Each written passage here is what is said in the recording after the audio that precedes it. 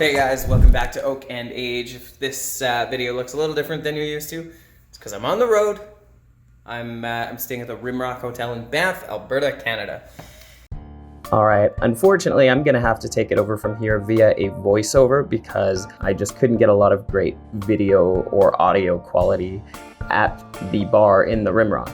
But like I mentioned, I was in a pretty fancy hotel, so setting up a camera and recording some reviews just wasn't gonna happen there. As it was, I tried to record via my phone and the quality sucked and people were starting to look at me funny, although that might just be my face. Suffice it to say, the Rimrock Hotel has a really amazing bar. They have a huge selection, not just for whiskey fans like myself, but if you're into wines or ports, they've got you covered. They've even got a pretty decent tequila menu, which I thought was pretty neat. And that's probably because they do some really incredible cocktails. I definitely imbibed on a few cocktails while I was staying there for sure. One of the coolest things I think they have is a 100-year-old bottle of Grand Marnier. And I really hope that it isn't stale because they were charging a whole lot per pour of that stuff. I think it was like $300 per pour. Could you imagine paying $300 per pour and you end up with something stale? Gross. Anyway, on to the whiskey review. Among other things, one of the most notable whiskeys they have at this bar is Haig Dimple Pinch, or Haig Dimple as it is referred to in some geographies. And while I understand it's not necessarily the most special bottle out there, it's certainly not the most expensive bottle, this one was kind of significant for me for a couple of reasons. The first reason is that my dad really likes this stuff, and I am unable to find it anywhere. I mean anywhere. I go to a lot of different liquor stores, searching for whiskeys and things like that, and I've never once seen Haig Dimple or Dimple Pinch on the shelves anywhere. I don't think it's even sold in Alberta anymore. I asked the guys at the bar where they got it from, and they just kind of slyly said, I know a guy who knows a guy. Also, notably, the first review I ever did for this channel was Haig Club, and you can watch that video. It was kind of a scathing one. I was not a big fan, so I wanted to see if Dimple Pinch could, you know, live up to my demands for something better. I was obviously going to have to order a pour for myself just to see what it was all about, see if my dad's onto anything, because like I mentioned, he really likes this stuff. I should mention before I dive too deep into this is not going to be a usual review from this channel, you know, the patented must-have scorecard. And that's because, again, I can't find Haig Dimple Pinch anywhere in my geography. Yeah, I'm not sure quite why that is the case, but for whatever reason, you just can't get it here, which is why, for me, it was kind of a special whiskey to order and try and do a review on.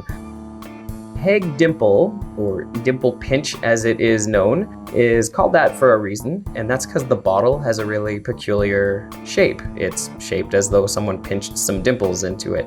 Haig is a brand of Scotch whiskey. It's blended, and in this case, Dimple Pinch is about 15 years old. I'm not certain what distilleries kind of comprise that blend, but it is well known for having a lot of whiskeys from Glenkinchie and Linkwood Distillery. I'm not sure if there are other distilleries that make up Dimple Pinch or if this is actually just a two-distillery blend. When I ordered it, they brought it out, they presented it really nicely. There's actually footage of that I managed to capture. And this is one of those times people were looking at me funny. Let's talk tasting notes here. It's a really nice color, a nice amber color, very pretty. It looked very nice next to the fireplace they had at the Rimrock Hotel. There wasn't much of a nose to it.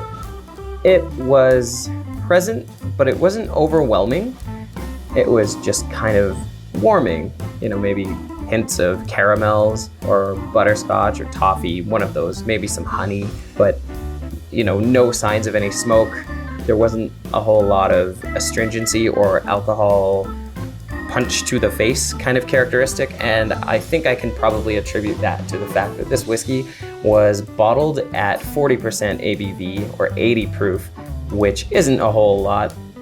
You know, when you water whiskey down, you tend to kind of reduce the potency of that alcohol, so the vapors just don't strike your palate or you know, provide that sense of smell that you would expect from a little bit of a higher proof whiskey. It was pretty smooth, you know, I guess because there was so much water added to the product when it was bottled, you didn't really get any sort of alcohol burn, any sting, any tingle, or any other sensation. Nice feel to sip. And there was definitely a lot of toffee or butterscotch, kind of that cool balance between sweet and slightly bitter notes, but you know, nothing offensive on the side of bitter. It was just there, kind of on the back of your tongue, a little bit of a bitter sensation, but overall it tasted pretty interesting, actually. Very smooth, not like a lot of other whiskeys I've tried. I did not get any peat smoke out of this. I'm not sure if any of the barrels that were blended and sourced for this product were, you know, peated or smoked whiskeys. I could not tell. It certainly didn't taste or smell like peat, so who knows? And otherwise, just kind of your usual cereal notes, like the taste of malted barley, a little bit of oak. I would have actually expected a little more oak given a 15-year-old age statement, but yeah, it was just kind of a pleasant sipper, but nothing really stood out for me as far as a strength or a big flavor contributor. And finally, onto the finish. I have to say it, this might have one of the shortest finishes I have ever experienced in a whiskey in my life. You sip it, you swallow it, and then about 5 seconds later, you forget that there was ever any whiskey in your mouth. Just no finish to be found anywhere. I found that to be kind of striking. I would have expected a little bit of a finish there, but there weren't any real flavors coming out of it. There was no umami. There was nothing stuck to the palate afterwards. So with the age of the liquid in that bottle, who knows how long it sat there for. It could be brand new, or it could have sat there on the shelf for 15 years. I have no idea. Overall, it's just kind of a nice sipping whiskey. I could not recommend you drink this with any added water or ice. You really don't need it. This was just super smooth, and I would say if you're a beginner on your whiskey journey, this might be a good toe in the water kind of experience, because there's nothing really offensive about it. So I'm happy to tell you that it tastes a lot better than Haig Club. I still probably wouldn't buy it again, even if I had the opportunity. I just wanted to try it and see what it was all about, and I'm glad I did, but I like whiskeys that have a little bit more bite. So anyway, aside from that, that's about it for me. I just wanted to give a quick review, put a little bit of content up there while I'm out on my mini holiday. Haig Dimple, 15 years old.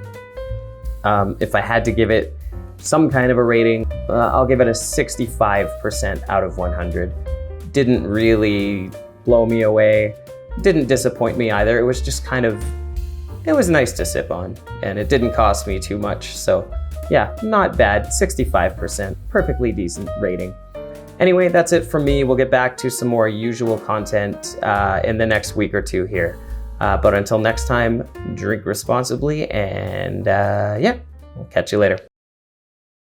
Doop, doop, doop, dooby doop, doop, bop, doop, bop, doop, dooby doop, doop, bop, doop, bop, doop, dooby doop. Thanks for watching Organ Age.